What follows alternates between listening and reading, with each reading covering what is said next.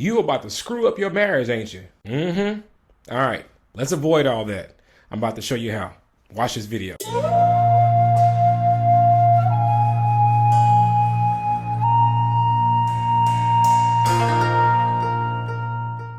Y'all see what I got here? This is one of two of me and my wife's wedding albums.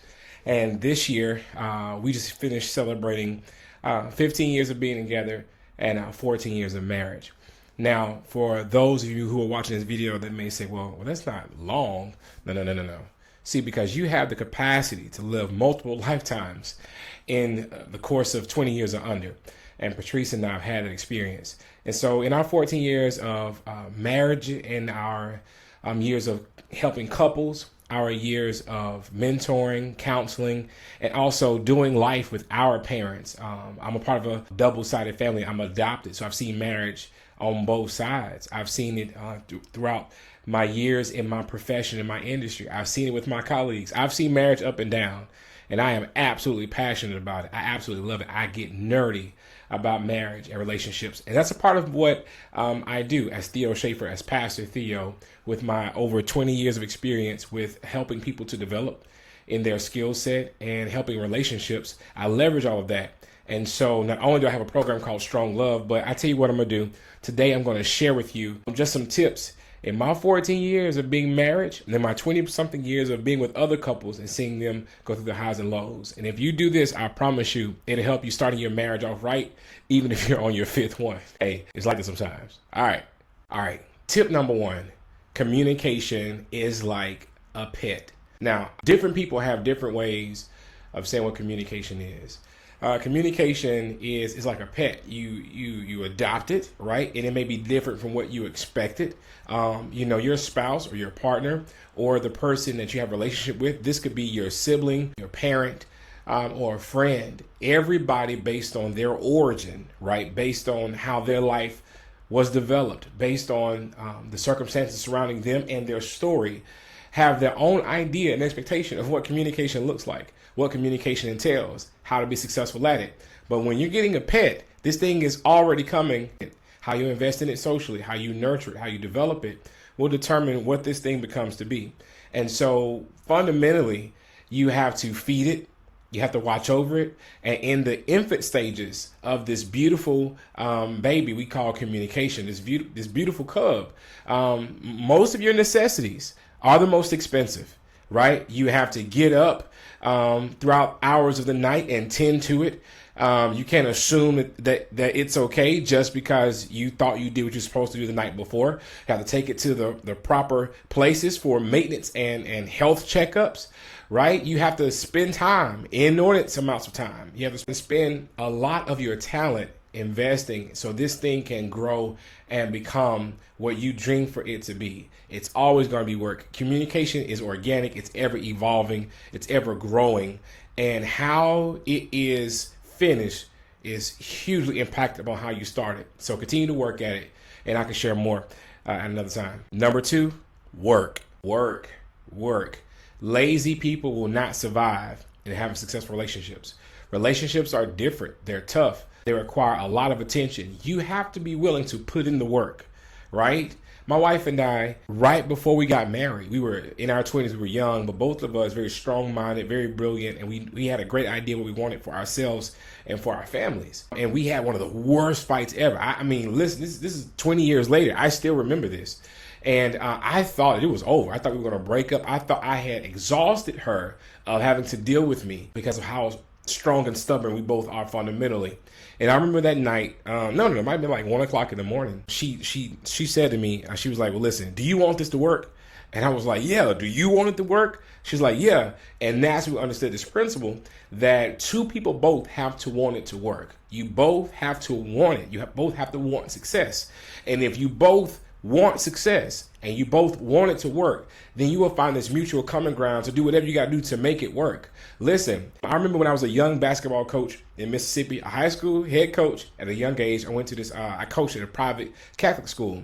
And I remember going to dinner with one of my players' families. They invited me to dinner. And so I remember we was having dinner and the mom was sharing the story with me. She said, Coach Theo, I think, they have been married like 30 years. And she says, it just took me until now to realize that when I'm cooking, when my husband is critiquing my cooking, he's not taking a personal shot at me. She said, for the life of me, the salt is off a little bit. Oh, it's missing some paprika, some stuff like that, right? Right? Some honey mustard, some, I don't know. And she said she would always get offended and upset. She said some 30-something years later, it clicked. She was like, wait a minute. He's a biochemist. He was a biochemist by trade, by profession. And so he was just processing what he was experiencing and what she had prepared through the way he was just wired, how he thought things, right? And so she had to learn to not be offended by how he's responding in a way, but be willing to put in the work where they can meet halfway. And so what that taught me at a young age, and going back to the story about me and my wife that I want to share with you, is that you are two people who are becoming one, right? And I'll talk about that in the next tip. And so you have to put in that work to understand each other and to continue to evolve in all of the aspects. Learn, research, and really pursue what's best for the dream you want for your marriage. All right, number 3, and the final one, I share this with you, is that you are a leader in your home, right? You are a leader in your home, and leaders are learners. You have to stay intrigued. You have to continue to pursue knowledge. You have to continue to wanting to get to know who you're married, because most of you think you married a person. Most of you probably married a vision. You probably married an idea, right? And this individual that you are in relationship with, for better or for worse, is on a path to them becoming who they were meant to be, who they were called to be.